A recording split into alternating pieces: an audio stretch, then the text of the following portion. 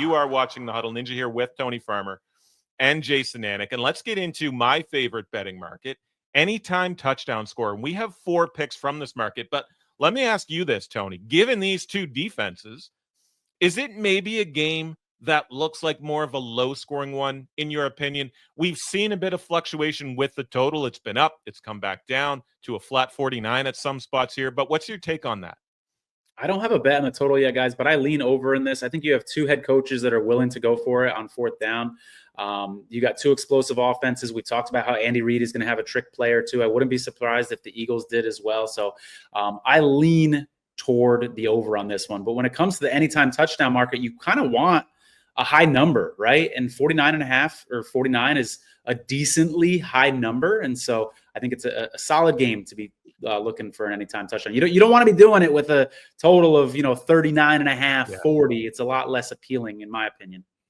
We've got 4 picks here. I've got 1. Jay's got 2. Tony, you've got 1 on the Chiefs side of the field. What do you like there? I like Isaiah Pacheco to score a touchdown in this one, guys. Plus 330 at FanDuel. I like the number a lot. A lot of books have this at like below plus 300. I saw like some plus 280s out there, plus 275.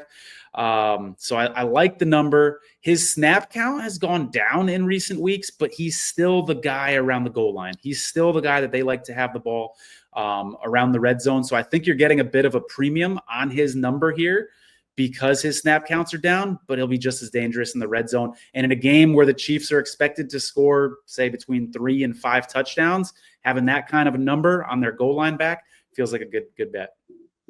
Jay, you've got 1 from each team here, but give me your Eagles pick for anytime touchdown.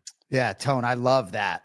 This is my only play all day on the Philadelphia side. It's Jalen Hurts anytime touchdown, minus 105.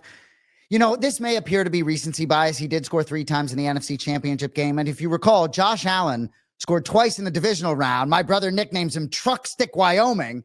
And then I see everybody loving Josh Allen. Then he doesn't score in the AFC Championship game. Threw for 2, but didn't score.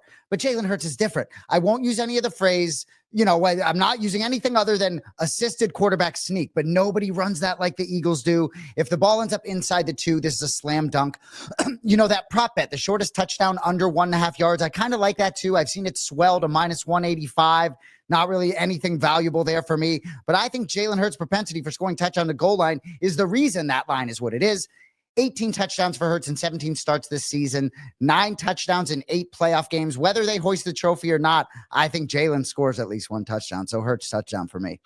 I like that one as well. I co-sign that one 100%. I will be on it, but mine is from the same team, and I didn't repeat with the same pick here. So nothing crazy for me, but I got to go Saquon again here. And again, there's variance from book to book for Saquon Barkley, anytime touchdown, anywhere from like minus 180, which I think is really good value still, to minus 200, depending on the book. So not much explanation needed. Saquon largely unstoppable this season. I mean, he's been one of the top 2 or 3 players in the league from week 1 on. And the playoffs have been no exception. Barkley, 442 rushing yards on 66 carries for 6.7 per, 5 touchdowns in Philly's 3 games. I can't see him not factoring in a major way in the final game of the season. Like I said in my game capping, they're going to lean on him big time here. They'll want to control the clock and keep that thing going, keep Patrick Mahomes off the field. I think he breaks the 100-yard mark. I'm not on his over 111.5 or whatever it is, but I do think he hits the end zone, and I think he's a major factor here on Super Bowl Sunday. Jay, you've got one more from the Chiefs side. What are you looking at? I do. And, when I play anytime touchdowns, Tony's point about the total, that factors in. But I don't like multiple guys necessarily on one side. It was Saquon or Hurts for me. It was a little tough there. But trying to find value on Kelsey for me, because I think something's going to happen with that haircut and that girlfriend. So Travis Kelsey, anytime touchdown, plus 130 at FanDuel. Kind of like the value, plus 130.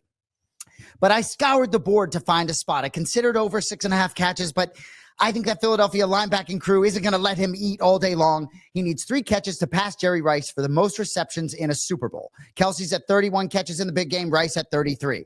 I think he gets the 3 catches to pass Rice. possibly hinting at retirement. I don't think he should at 35. I know his brother Jason printing money, but Mahomes and Reed, I think, are going to look to get him the ball and maybe even pass Jerry Rice in style points, with that third catch being a touchdown. I think that he's going to do something. I wish I could bet on him to propose to Taylor Swift at midfield after the game, after a Chiefs win. I would bet on that. But I've seen it. I've seen the market, buddy. It's out there. Is it? Oh, yeah. Yeah. So, okay. So I'm going to find that market. But for me, in trying to find a spot for Travis Kelce, my best spot was him to find pay dirt plus 130.